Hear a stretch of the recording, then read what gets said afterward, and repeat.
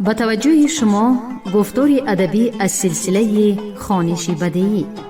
سامیان گرامی، حالا گفتاری 22 را از روی یکی از شاهکاری‌های بی‌نظیر ادبیات فارس و تاجیک، بستان سعدی، در قرائت عبدالرشید خوجمخلوف بشنوید.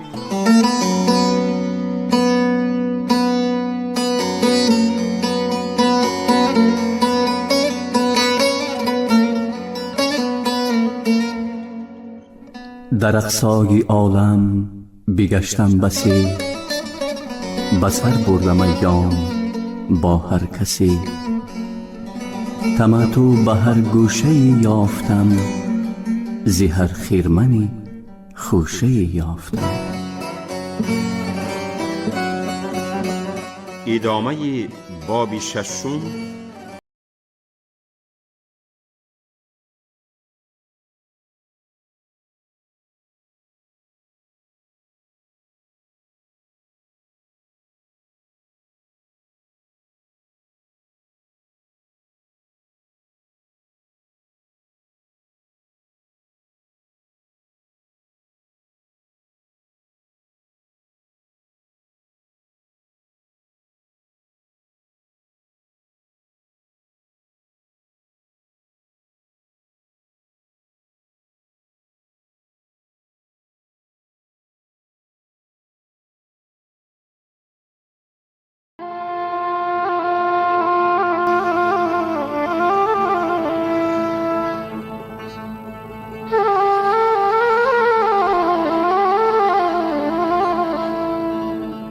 یکی گربه در خانه زال بود، که برگشته ایام و بدحال بود. روان شد به مهمان سرای امیر، غلامان سلطان زدندش به تیر. چکان خونش از استخوان می دوید، همی گفت و از هول جان می دوید. اگر جستم از دست این تیرزن، من و موش و ویرانه پیرزن. نیرزد عسل جان من زخمی نیش، قناعت نکوتر به دوشاب خویش. خداوند از آن بنده خرسند نیست، که راضی به قسمی خداوند نیست. یکی طفل دندان برآورده بود. پدر سر به فکرت فرو برده بود، که من نان و برگ از کجا آرمش، مروت نباشد که بگذارمش. چو بیچاره گفت این سخن نزد جفت، نگر تازه او را چه مردانه گفت. مخور هول ابلیس تا جان دهد، همان کس که دندان دهد نان دهد. تواناست آخر خداوند روز، که روزی رساند تو چندین مسوز. نگارنده کودک اندر شکم، نویسنده عمر و روزیست هم. خداوندگاری که عبد خرید، بدارد فکیف آن که عبد آفرید. تو را نیست این تکیه بر کردگار، که مملوک را بر خداوندگار. شنیدم که در روزگاری قدیم، شدی سنگ در دست ابدال سیم. نپنداری این قول معقول نیست، چو قانع شدی سیم و سنگت یکیست. چو طفل اندرون دارد از حرص پاک، چی مشت زرش پیش همت چه خاک. خبر ده به درویشی سلطان پرست، که سلطان ز درویش مسکین تر است.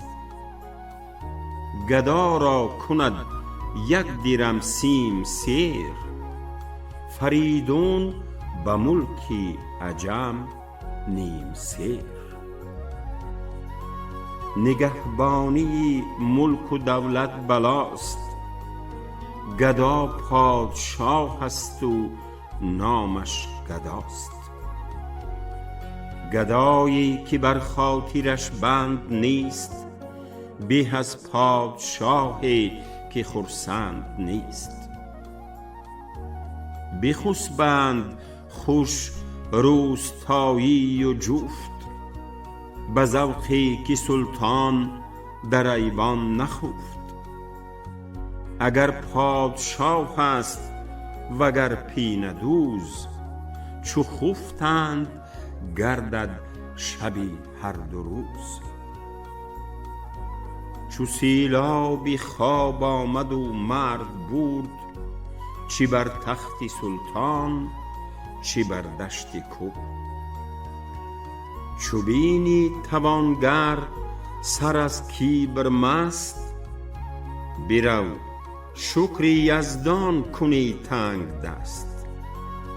نداری به حمدالله آن دست رس، که برخیزد از دستت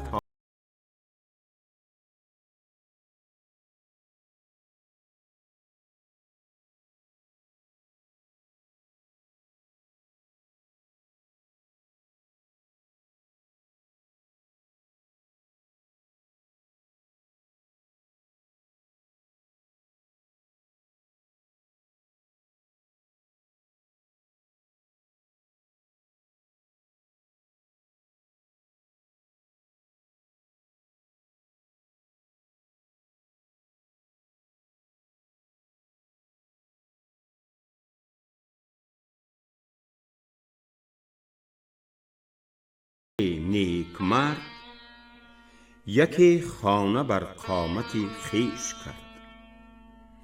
کسی گفت می دانمت دسترس، کز این خانه بهتر کنی.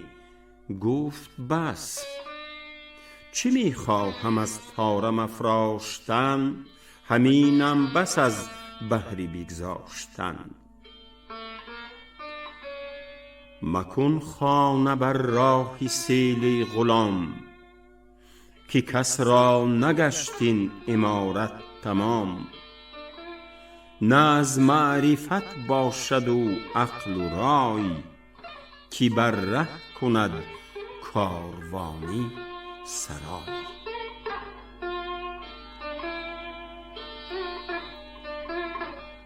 یکی سلطنت رانی صاحب شکوه، فرو خواست رفت آفتابش به کوه. به شیخی در آن بقعه کشور گذاشت، که در دوده قایم مقامی نداشت. چو خلوت نشین کوس دولت شنید، دیگر ذوق در کنج خلوت ندید. چپ و راست لشکر کشیدن گرفت، دلی پردلان زورمیدن گرفت.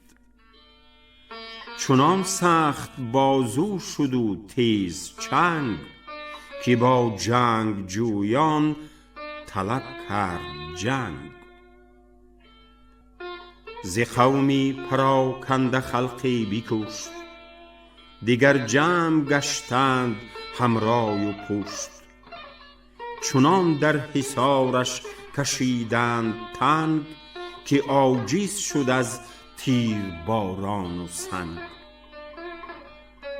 بری نیک مردی فرستاد کس، که صعبم فرو مانده فریاد رس.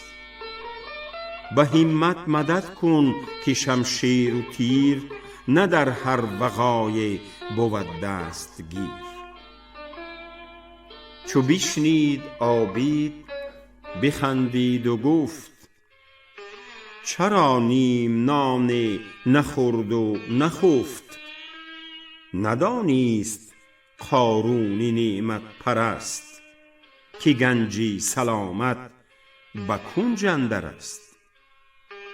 کمال است در نفس مردی کریم، گرش زر نباشد چی نقصان و بیم. مپندار اگر سفله قارون شود، که طبعی لییمش دگرگون شود. وگر در نیابد کرم پیشه نان، نهادش توانگر بود همچنان. مروت زمین است و سرمایه زرع، بده کاصل خالی نماند ز فرع. خدایی که از خاک مردم کند، عجب دارم ار مردمی گم کند. ز نعمت نهادن بلندی مجوی، که ناخوش کند آب ایستاده بوی. به بخشندگی کوش کآبی روان، به سیلش مدد می رسد ز آسمان.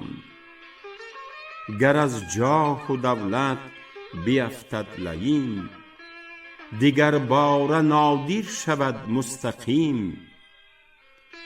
وگر قیمتی گوهری غم مدار، که ضایع نگرداندت روزگار.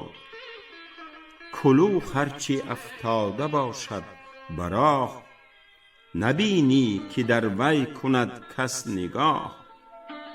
وگر خرده زر به دندان گاز، بیفتد به شمعش بجویند باز. بدر می کنند آبگینه ز سنگ، کجا ماند آیینه در زیر زنگ. پسندیده و نغز باید خصال، که گه آید و گه رود جاه و مال.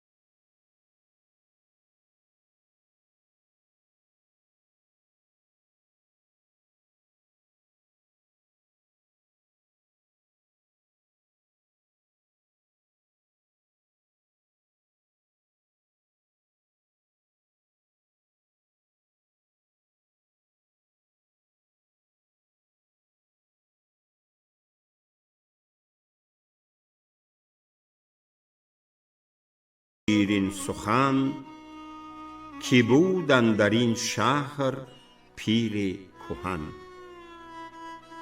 بسی دیده شاهان و دوران و امر، سرآورده عمر ز تاریخی امر. درختی کهن میوه تازه داشت، که شهر از نکویی پرآوازه داشت. عجب در زنخدان آن دلفریب، که هرگز نبوده است بر سرو سیب. ز شوخی و مردم خراشیدنش، فرج دید در سر تراشیدنش. به موسی کهن عمری کوته امید، سرش کرد چون دست موسی سپید. ز سرتیزی آن آهنین دل که بود، به عیبی پریروخ زبان برگشود. به مویی که کرد از نکوییش کم، نهادند حالی سرش در شکم. چو چنگ از خجالت سری خوب روی، نگونسار و در پیشش افتاده موی. یکی را که خاطر در او رفته بود، چو چشمان دلبندش آشفته بود. کسی گفت جو را آزمودی و درد، دیگر گردی سودای باطل مگرد. ز مهرش بگردان چو پروانه پوشت، که مقراض شمع جمالش بکشت. برآمد خروش از هوادار چوست، که تردامنان را بود عهد سوست. پسر خوشمنیش باید و خوب روی، پدرگو به جهلش بینداز موی. مرا جان به مهرش برآمیخته است، نه خاطر به موی درآویخته است. چو روی نکو داری اندوه مخور، که موی ار بیفتد بروید دگر. نه پیوستر از خوشه تر دهد، گهی برگ ریزد گهی بر دهد. بزرگان چو خور در حجاب اوفتند، حسودان چو اخگر در آب اوفتند. برون آید از زیر ابر آفتاب، به تدریج و اخگر بمیرد در آب. ز ظلمت مترس ای پسندیده دوست، که ممکن بود کآب حیوان در اوست. نه گیتی پس از جنبش آرام یافت، نه سعدی سفر کرد تا کام یافت. دل از بی مرادی به فکرت مسوز، شب آبستن است ای برادر به روز.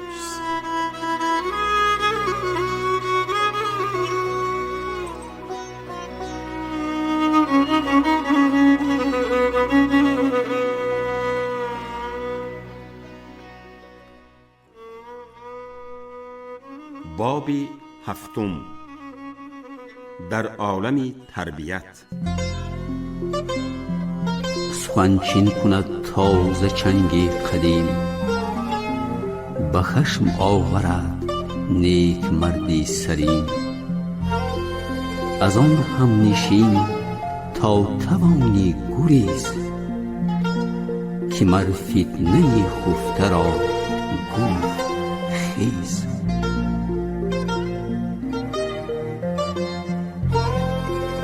سخن در صلاح است و تدبیر و خوی، نه در اسب و میدان و چوگان و گوی.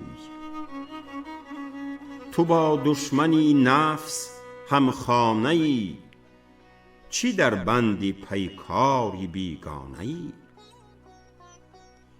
اینان باز پیچان نفس از حرام، به مردی ز رستم گذشتند و سام. تو خود را چو کودک ادب کن به چوب، به گرزی گران مغزی مردان مکوب. کس از چون تو دشمن ندارد غمی، که با خویشتن بر نیایی همی. وجودی تو شهریست پر نیک و بد، تو سلطان و دستوری دانا خرد. همانا که دونانی گردن فراز، در این شهر گیرند سودا و آز. رضا و ورع نیک نامانی حور، هوای و هوس رهزن و کیسبور. چو سلطان عنایت کند با بدان، کجا ماند آسایشی بخردان. تو را شهوت و حرص و کین و حسد، چو خون در رگانند و جان در جسد. گر این دشمنان تربیت یافتند، سر از حکمی رایی تو برتافتند. هوای و هوس را نماند ستیز، چو بینند سرپنجه عقلی تیز. نبینی که شب دزد و اوباش و خس، نگردند جایی که گردد عسس. رئیسی که دشمن سیاست نکرد، هم از دست دشمن ریاست نکرد. نخواهم در این نوع گفتن بسی، که حرف بصر کار بندد کسی. اگر پای در دامن آری چو کوه، سرت ز آسمان بگذرد در شکوه. زبان درکشی مردی بسیار دان، که فردا قلم نیست بر بی زبان. صدف وار گوهر شناسانی راز، دهن جز به لؤلؤ نکردند باز. فراوان سخن باشد آگنده گوش، نصیحت نگیرد مگر در خموش. چو خواهی که گویی نفس بر نفس، حلاوت نیابی ز گفتار کس. نباید سخن گفت ناساخته، نشاید پریدن نینداخته. تأمل کنان در خطا و صواب، به از ژاژخایانی حاضر جواب. کمال است در نفس انسان سخن، تو خود را به گفتار ناقص مکن. کم آواز هرگز نبینی خجل، جو مشک بهتر که یک تودگی. حذر کن ز نادانی ده مرده گوی، چو دانا یکی گوی و پرورده گوی. صد انداختی تیر و هر صد خطاست، اگر هوشمندی یک انداز و راست. چرا گوید آن چیز در خفیه مرد، که گر فاش گردد شود روی زرد. مکن پیش دیوار غیبت بسی، بود کس پسش گوش دارد کسی. درونی دلت شهربند است راز، نگر تا نبیند دری شهر باز. از آن مردی دانا دهان دوخته است، که بیند که شمع از زبان سوخته است. سخن چین کند تازه چنگی قدیم، به خشم آورد نیک مردی سلیم. از آن هم نشین تا توانی گریز، که مر فتنه خفته را گفت خیز.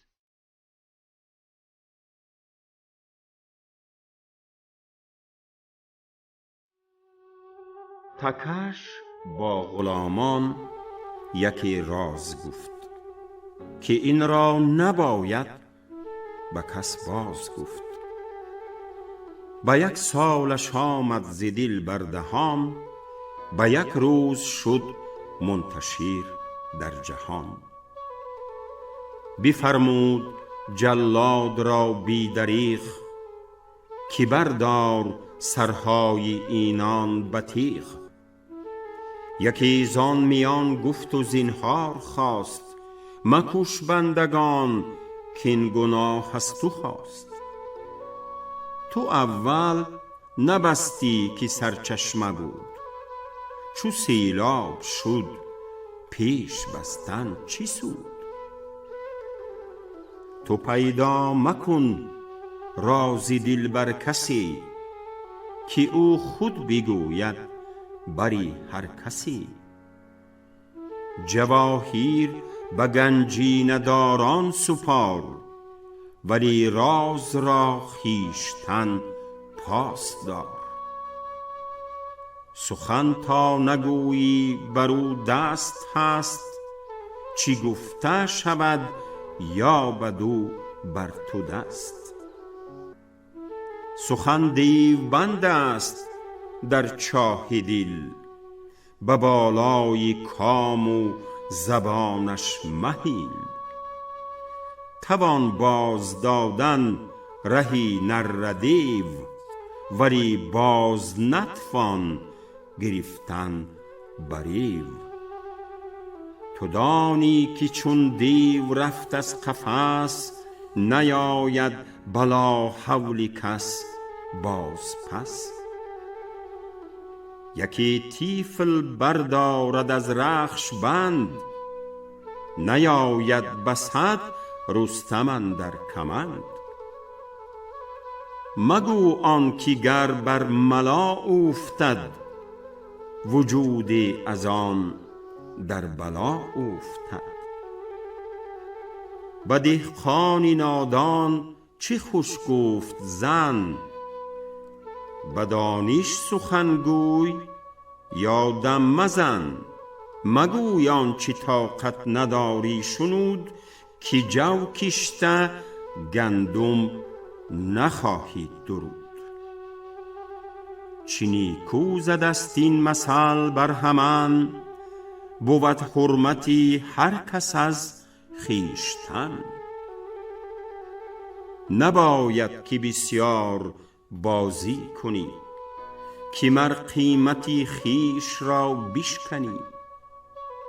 چو دشنام گویی دعا نشنوی، بجز کشته خویشتن ندروی. مگوی و منه تا توانی قدم، از اندازه بیرون وز اندازه کم. اگر تند باشی به یک بار و تیز، جهان از تو گیرند راهی گریز. نه کوتاه دستی و بیچارگی، نه زجر و تطاول به یک بارگی.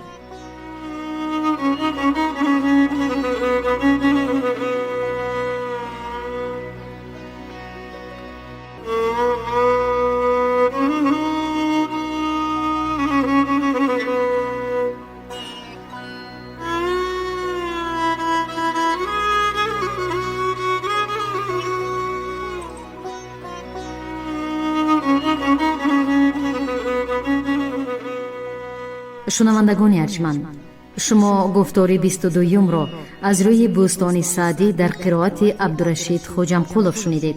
کارگردان برنامه شیرعلی نغزلی. پایان گفتار ادبی از سلسله خوانش بدیعی.